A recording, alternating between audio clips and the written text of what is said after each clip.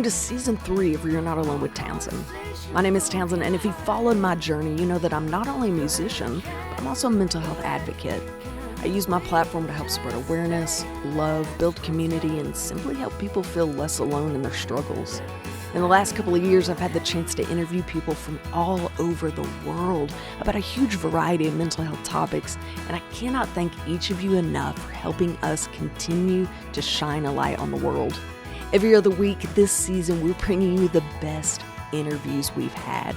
Make sure to like and follow this podcast if you're enjoying it. And if you want to keep up with everything we've got going, follow us on socials at Townsendtmusic. Hope you enjoy.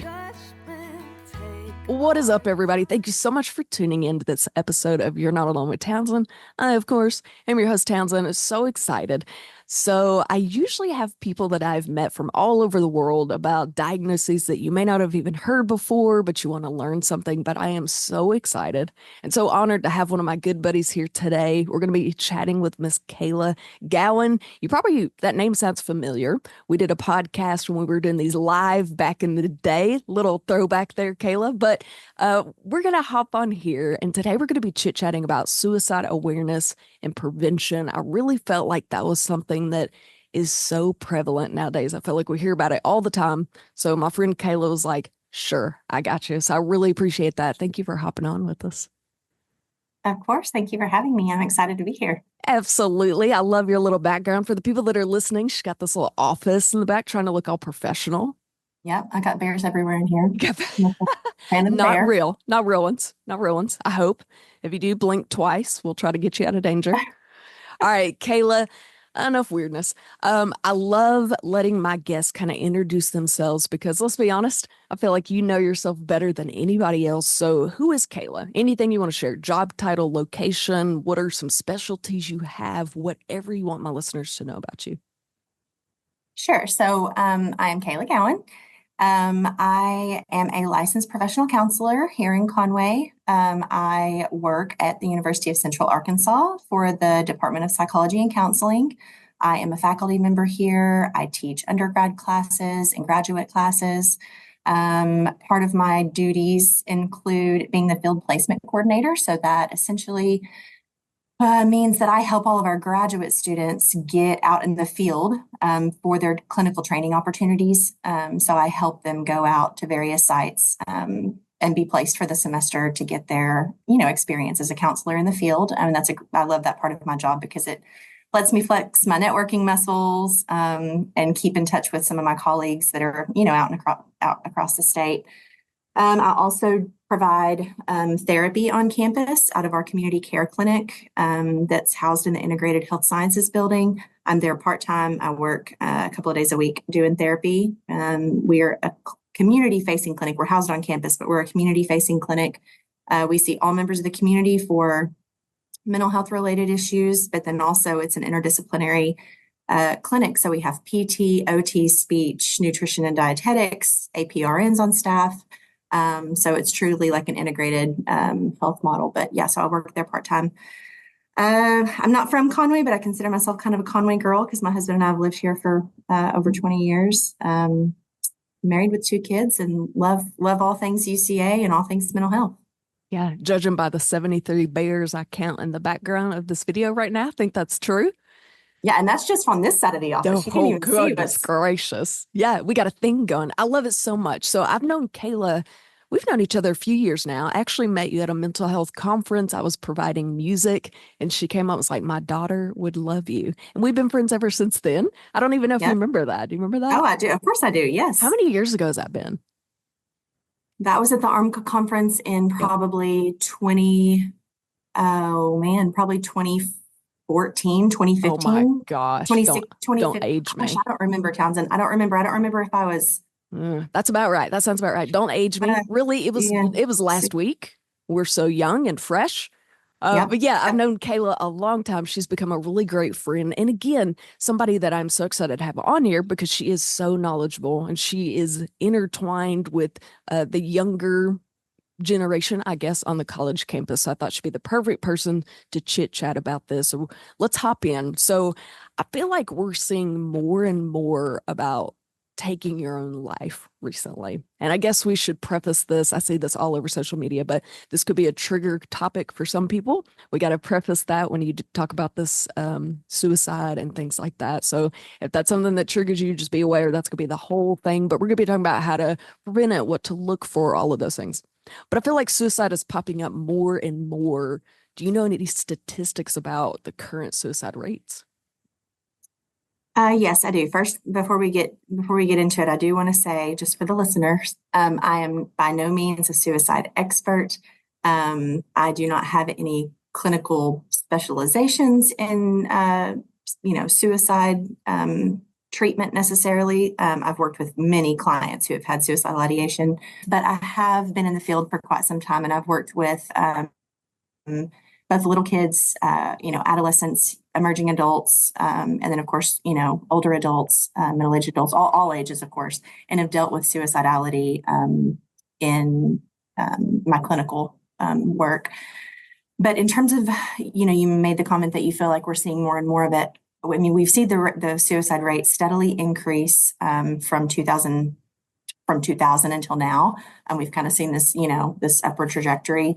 And suicide rates have increased by about, close to 40% over the last 18 years. There was a tiny dip during COVID, but we're kind of back to the same place. But from year to year, like if you look at from, 2020 to now, they're kind of hovering around the same, around the same rate. I do know that close to 50,000 people have died by suicide in the last year. I think the statistics were from the CDC from 2022 or 2023. I think 2022 because 23 data wasn't fully released.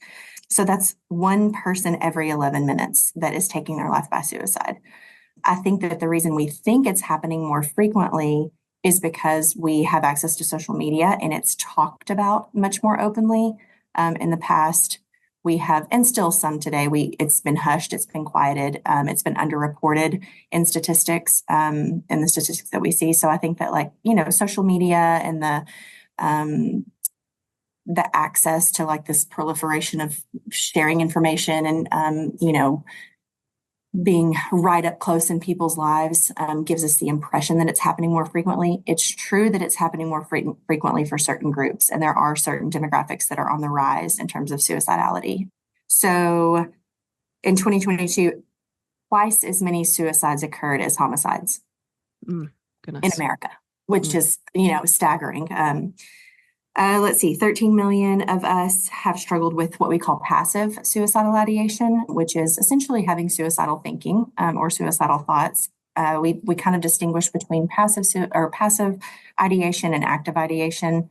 Passive, again, it's a little bit more common. It's kind of those fleeting thoughts of, maybe it would be best if I wasn't here, or I wonder how many people would come to my funeral, or maybe I should just give up. That is more common, and it happens to people, all throughout the course of their life at times. Most people who have passive suicidal ideation do not act on it. So 13 million people struggled with passive suicidal ideation in 22. 3.8 million struggled with active suicidal ideation. So having the intent to do it, making a plan to do it, and searching for means to complete that plan or do it. And then 1.6 million people actually attempted suicide in 2022. So, those numbers are just kind of staggering. Yeah. I also feel like those statistics cannot be close to accurate, right? Who's going to show up and be like, yeah, here, fill out this survey. I feel like so many people would go in and be like, well, I don't want to say yes. I don't want to be that person. So you say no or whatever, or they're only taking the people that have sought out help. And so that just narrows it down so much. So I'm sure the numbers are incredibly higher than what it is reported. Yes. Right. Absolutely. But wow, okay, very good. And I wondered if social media kind of blew that up a little bit. Something I'm seeing more and more, and it just feels like 2024 for whatever reason. Of course, COVID was a tough time for everyone, but 2024, there's been something about this year. I am seeing so many high schoolers. The high school's posting about one of their students has taken their own life, and they're doing in memory of, and it's just going over and over and over. And I'm like, goodness. And so I was wondering if it was social media. It's just right in your face, like you said, or if there's something like this huge thing going on where it's more common. Are you enjoying this conversation? This project is funded by patrons and sponsors, so if you like what you hear and you'd like to help us continue changing lives in 2024, we would love to have you join the family. Reach out to us at townsendtmusic@hotmail.com if you'd like to be a sponsor, or hop on patreon.com/townsendtmusic to join the patron family. As a thank you, you're going to receive extra podcast questions and content every episode, discounts, exclusive content, and so much more. So join the family and let's continue changing lives. Okay, so we talked about suicide rates and stuff like that. Do you feel like suicide affects a certain age or a certain demographic more than others? Like, what does that look like? Yeah, absolutely. So overall, older people ages 75 and above have the highest rate of suicide per 100,000. I think it was reported on the CDC. They have the highest rate of suicide completion, something like 27 people per 100,000. Oh, And that's been pretty true for the last, I mean, really as long as we've, collected data on that. I remember being in graduate school and learning that older white males were the demographic that completed suicide most frequently. So in terms of age, you've got that, but then also children ages 10 to 14 and young adults ages 25 to 34. Suicide is the second leading cause of death for those groups. And that younger age range, 10 to 14, I mean, that is something that in recent years has become more predominant. We did not see children taking their lives, 20, 30 years ago at the rate that they are now.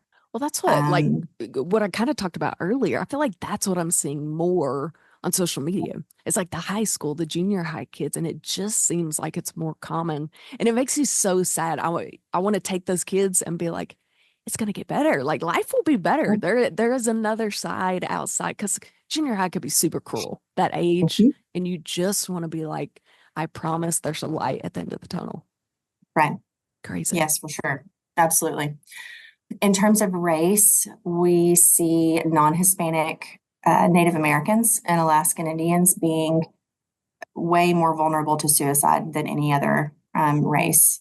Right below that, we have non-Hispanic whites have the highest rates of suicide compared to, Hispanics or Asians or Blacks. And then members of marginalized groups, so LGBTQ youth, are twice as likely to report suicidal ideation. Actually, so 22% of high school students reported having seriously considered suicide in the last year. This is taken from 2023 CDC website.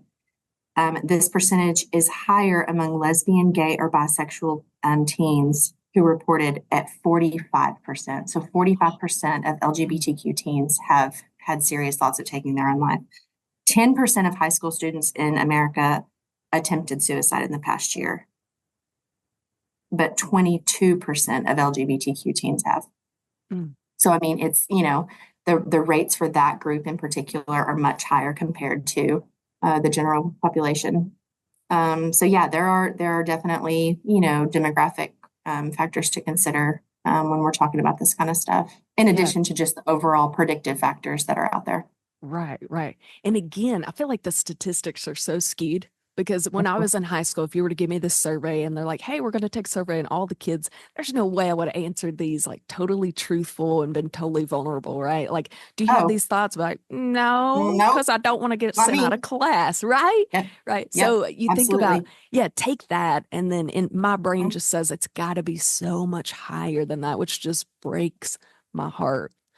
I don't think I mentioned, although I might be repeating myself, so stop me if I did. Males complete suicide at a rate that's 4 times higher than females.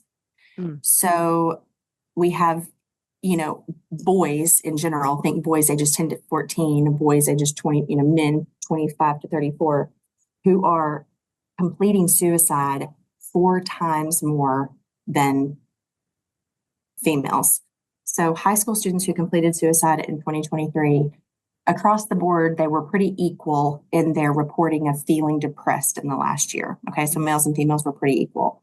However, when you take um, or when they asked families, had this person been diagnosed with something mental health related, females 63% of females had been diagnosed with something versus 44% of males. So the females who completed suicide had more diagnoses or had diagnoses at high rates.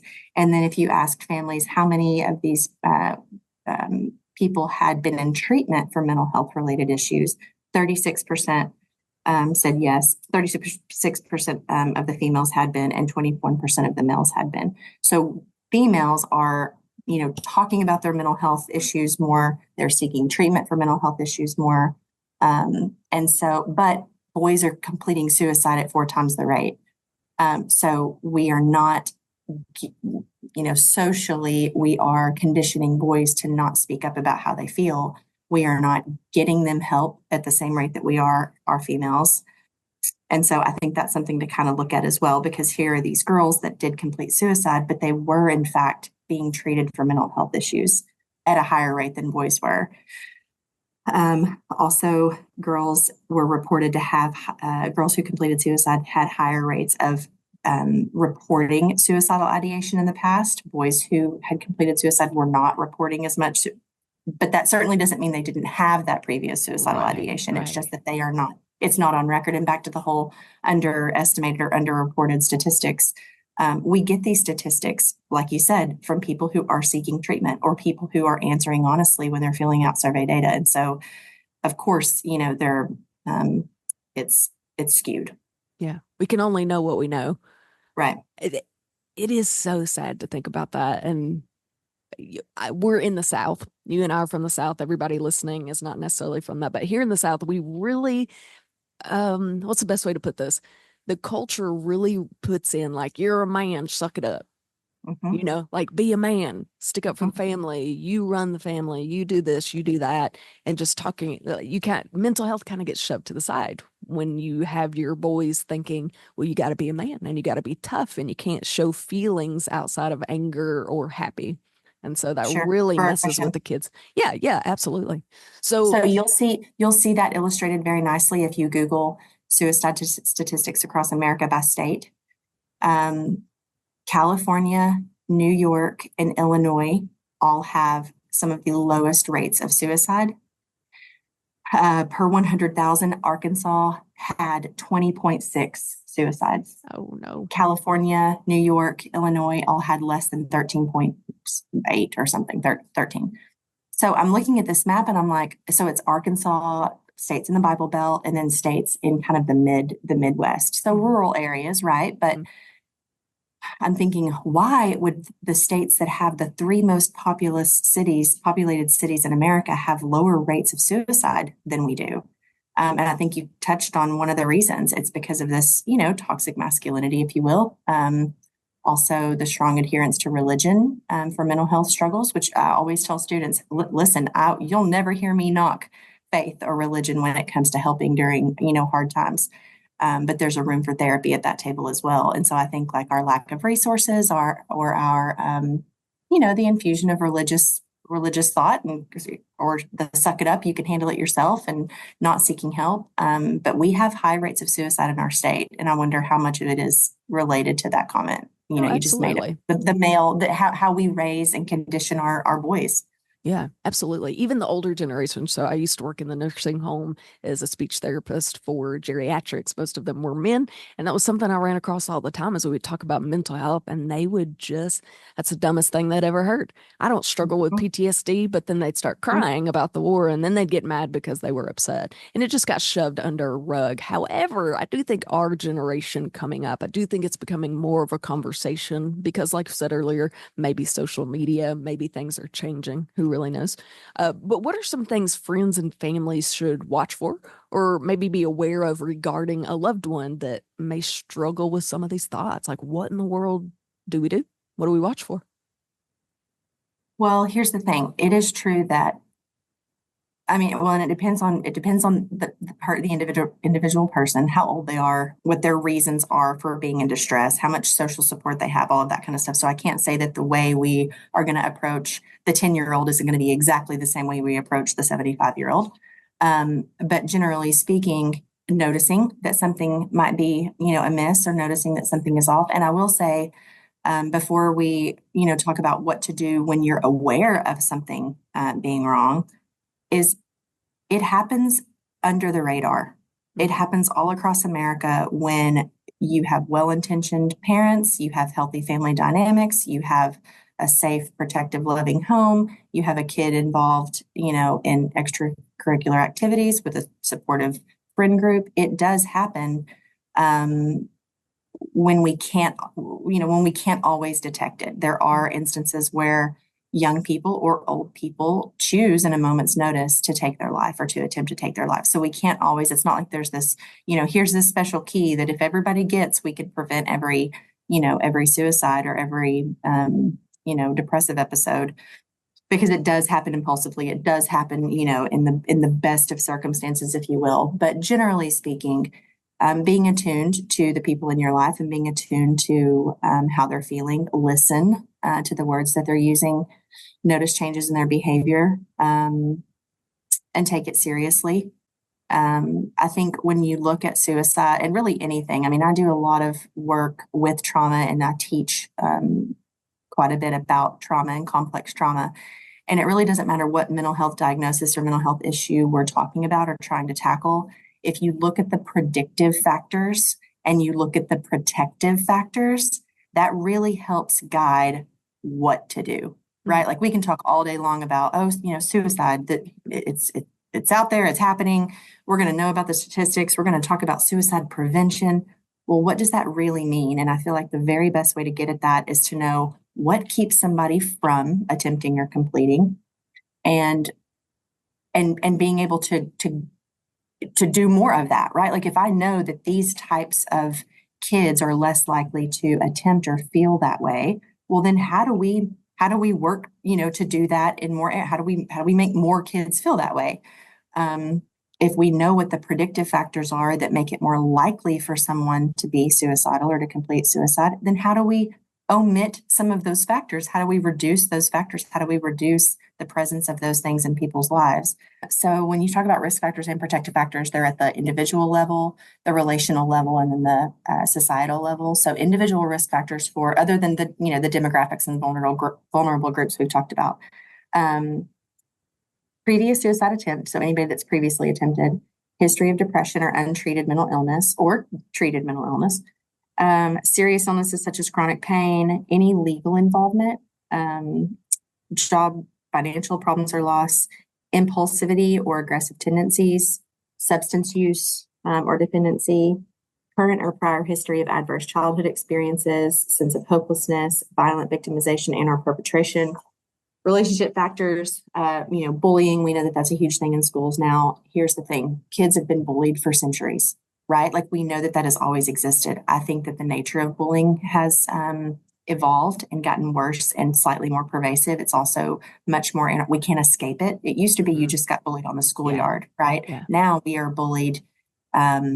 We are bullied when we're alone in our rooms, through the device that we all carry around. So bullying, history of suicide in the family, loss of relationships, high conflict or violent relationships, and social isolation. Let me just pause and say, if you were to take any single one of those and say, okay, well, if we know that this is a risk factor, criminal legal problems, well, how can we make less children exposed to criminal behavior? Or how can we keep, more children from tiptoeing into illegal activity and getting involved, with criminality? So like taking each of those individual risk factors and looking at like, okay, well, if this puts this person at risk, how can we address that? And how can we kind of back that up? And then there are, societal things that contribute to that. Again, being a part of a marginalized group, not feeling like you have cultural identity or that you're well connected with those people, that you are like, poverty, lack of upward mobility, lack of education, community violence, lack of access to healthcare, on and on and on and on and on.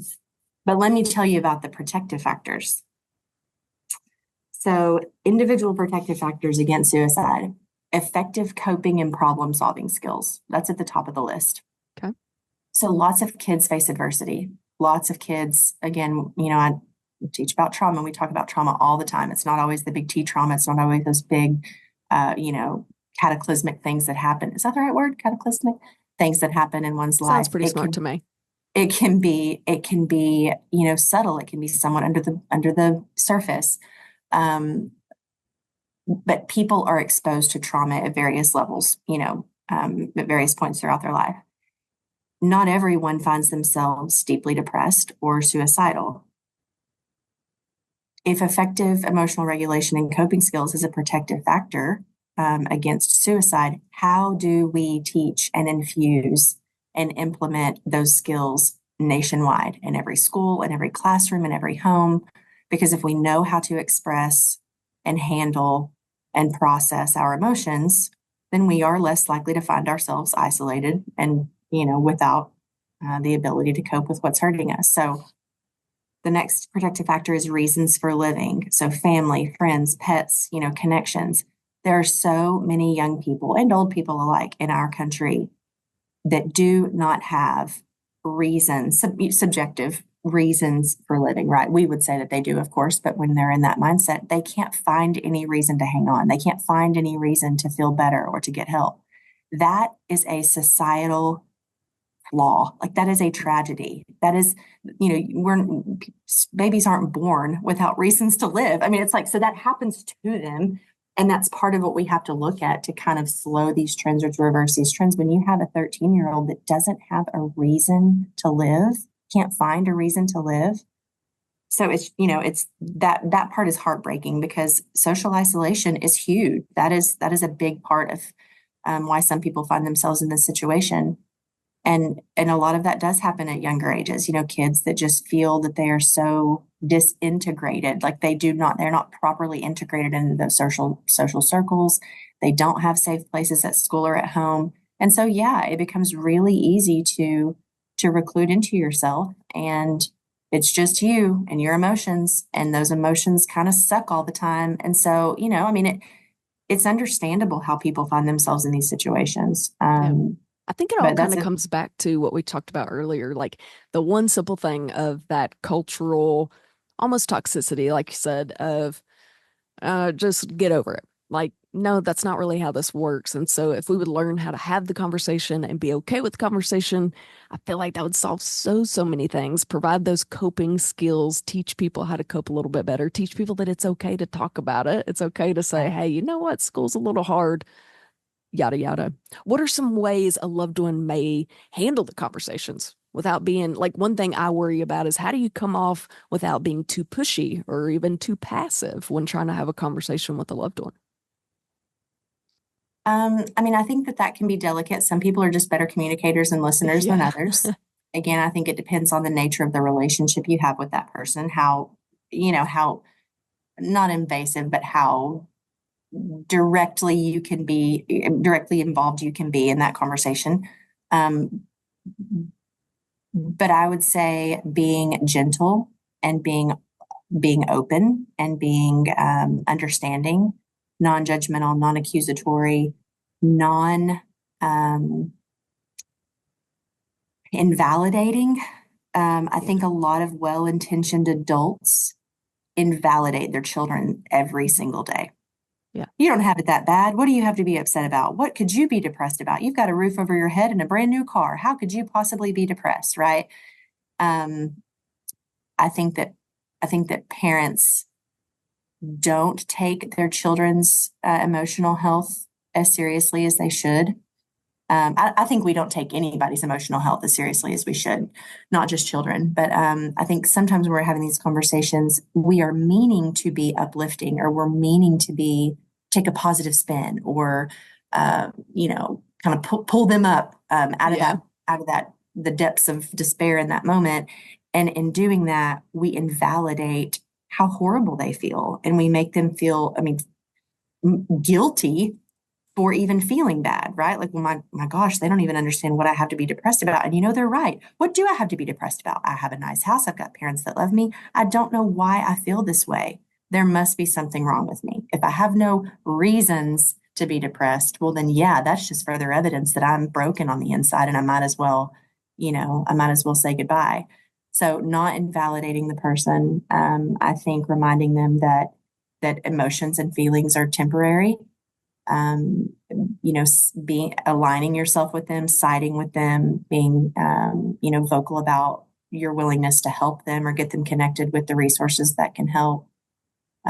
Being present. I love that little thing I see that pops up on social media every now and then, and it's Eeyore, and he's just sad. He's kind of whoopable on Eeyore, and his friends still come around and they still ask him to come out, and they don't pressure him and they don't try to cheer him up and they don't try to get him to talk about it. They are just there and they are present with him, and it makes all the difference. And I think sometimes in those conversations, yes, I do think we have to be direct, especially if it's a true crisis and you're truly concerned about someone's, making that choice. So we do need to be direct and ask those hard questions, but also just being present with people and just making sure that they know they are not alone. Showing up, reaching out, making contact, making plans, and yeah, just making sure that those people know that you are there to help. You're not there to judge, and that they can overcome this. That there is help for people that have deep depression and suicidal thinking. Yeah, absolutely. I think that's great. You talked about kind of invalidating on accident. I know when I have been in a dark time or a dark place, and it takes so much courage to actually tell somebody or to talk to somebody about it. And when they say something like that, it's not even for me personally, it wasn't the thought of, you're right, I have nothing to be sad about. It was yeah, I'm not going to tell anybody else because they don't understand. And so it's Right. more of an isolating feeling because even the people that are there, without meaning to, very much invalidated your feelings. And so it made me like clam up more, and it's more Sure. isolating for sure. Um, what are some things, if someone is struggling, what are some things you'd recommend maybe to help them through the moments? I know you said something about like just be there for them, offer them like resources. Is there anything else that we can offer to help them? Um, I mean, of course, as a therapist, I'm going to say, access to mental health treatment, to therapy, to, Maybe just send them some in resources. yes, individual. I mean, and again, it depends on the age of the person and how, Sure. but connection, Yeah. provide them connection in some way, whether that is as, friendship, as support, physical support, emotional support, spiritual support, connecting them with people, professionals in the community that can help, helping them. And again, sometimes it is just them recognizing that they have people in their lives that love them, that the rumor that got spread at school is going to be forgotten in a month or two, and that there are people who never heard the rumor and you can sit with them instead at lunch, right? Like sometimes it's like kind of a micro Yeah. solution focused approach. Other times it is connecting them with the true like professional resources that can help them, getting on medication for an untreated mental health related issue, or getting them connected with, mental health services or therapy. Okay, so speaking of all of this, where can somebody find a good resource or find good support? Like, where do we find those things that we can share? I think knowing the providers in your area to refer people to, knowing, I mean, if you're wanting to assist in getting someone to help, then yeah, it's getting them to the closest medical professional or mental health professional that they can access. If it's connecting them with online resources or some type of crisis line, the Trevor Project, the JED Foundation, the 988 Crisis Line. There are lots of ways in which people can access help virtually, electronically. But I think, and those are super helpful. And in a moment of crisis, absolutely, it's helpful and potentially life saving to reach out to those crisis hotlines and have someone there on the other end to help you through that. But I think in terms of um, long term solution or a long term getting them connected with people that can stay connected to them. In terms of whether it's a therapist or clergy person or I mean whoever, but connecting them with the resources in the community. I mean, a simple Google search, if you're Yeah. unfamiliar with therapists in your community, and I mean, the realness of it is that most of the time when you're dealing with these conversations, it's a student who has come to you to disclose that ideology. It's a child, it's a sibling, it's a best friend, it's someone that you know fairly well, and you work with them to identify the resources in their area that they would be willing to entertain. Some people are very adamant against going to therapy. They don't want to talk to Sure. anybody about it. Well, so maybe that's not the direction you go right then. Maybe it's, hey, can I call your mom? Can I please have your phone and call your parents right now? So I would say it kind of varies depending on, again, the context of the situation and the relationship with that person. But making sure that you get them connected with someone who's going to take it seriously and then take steps toward, a long-term solution or a long-term plan. Yeah, absolutely. Absolutely.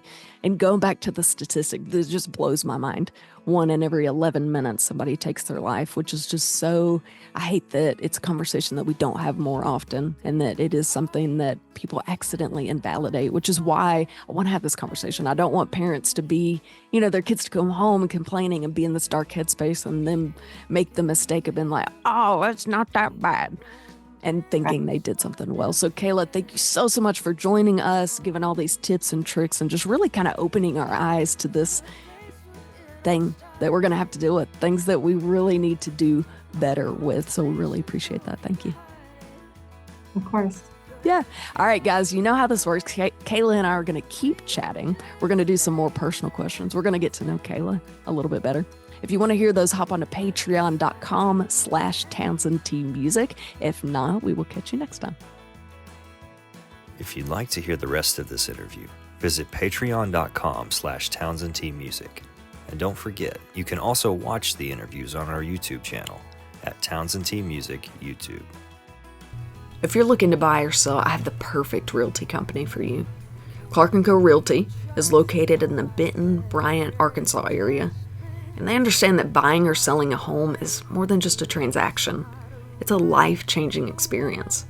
That's why their team of highly seasoned real estate professionals is dedicated to providing exceptional, personalized services for all their clients. They truly take great pride in the relationships they build, and they always work relentlessly on the client's behalf to help them achieve their perfect real estate goals. They always have the client in mind, and I can speak firsthand when I say how reliable, trustworthy, and quick they were. When I was looking to buy my first home, they were there with me every step of the way, answering every question I could think of. They showed me a great amount of knowledge and patience through the process. It's no wonder they've won so many awards for their outstanding services and their excellent relationships with clients. So if you're looking to buy or sell, there is no better option than Clark & Co. Realty.